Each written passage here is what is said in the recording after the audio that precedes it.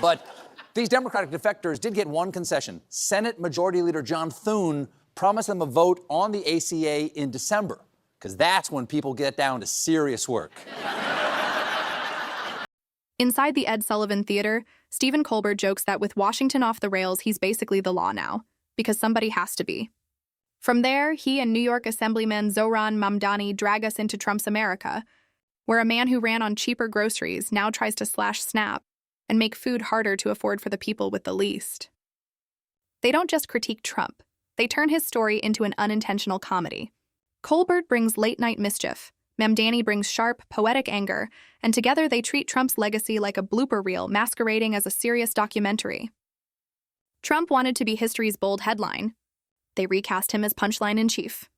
Mamdani vows to end the corruption that lets billionaires like Trump dodge taxes and cash in on loopholes while everybody else pays.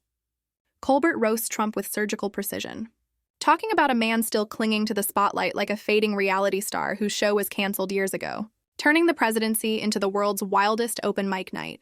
After a brutal election night, Trump rambles to Republican senators about Democrat areas and learning a lot, the kind of thing you say after a date that ended in the emergency room. Mamdani calls it performance art by accident. Every tweet, every meltdown, every historic boast is just another episode of what if pure ego ran the world? His plan for New York is the opposite. Take this administration to court immediately. Follow leaders who don't flinch when Trump threatens them. Colbert calmly dismantles Trump's exaggeration empire, pointing out that the man who promised to drain the swamp just moved in, built a resort on it, and charged admission. The booming economy he bragged about was mostly hot air, America looking great only through a flattering filter. When Trump urges New Yorkers to back Andrew Cuomo, Mamdani says it's no surprise. They share donors and a cramped vision of what the city can be.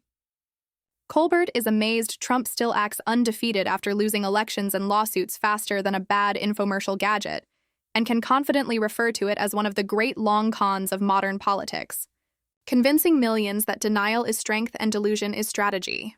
In Trump's world, he never loses. He just rebrands failure. He doesn't lie, he curates reality. He sold himself as a monument to success and became a monument to misunderstanding, still out there doing encores for an audience half there for nostalgia. Mamdani says Trump's America isn't a movement. It's an identity performance running on slogans. Symbolism and selective memory, everything a story about his courage to fight back, even when he's fighting reality itself. He calls this the weaponization of self-pity grievance turned into gospel. Trump doesn't lead his followers. He narrates them, casting them as revolutionaries when they're really just extras in his one-man show. Colbert says Trump's rise was a mashup of reality TV logic and late-night setup.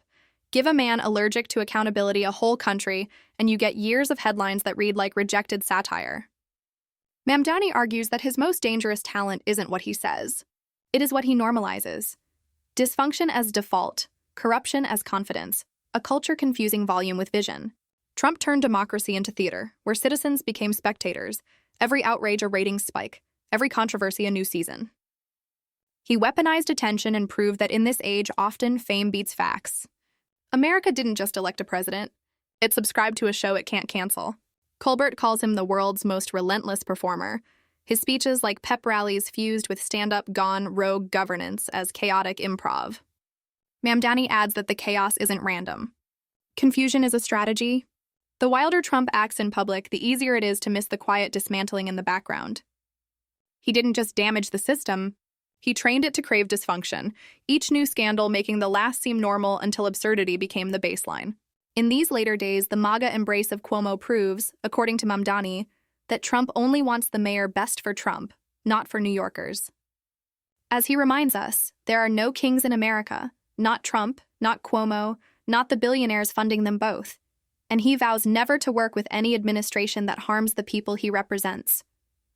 Colbert jokes that Trump might be the only man to fail upward in real time, marketing every mistake as authenticity, like the world's worst magician trying to make truth disappear, never quite pulling off the trick but still taking a bow and mistaking echo for applause. He's what happens when a country rewards confidence over competence, personality over policy. Mamdani says Trump proves that when politics loses integrity, it collapses into performance without substance. The lights eventually dim, but the consequences don't. Colbert does deliver the sting. Trump wanted to be immortalized as a hero. But he'll live on as a headline. His name not carved in marble but stapled to every joke about ego gone rogue. A man who lived for applause now preserved as a punchline that never dies. Comedy didn't erase him. It archived him. Mamdani concludes with calm irony, imagining Trump decades from now still insisting he was misunderstood, still confusing fame for legacy. True greatness, he says, isn't about being remembered, it's about being understood.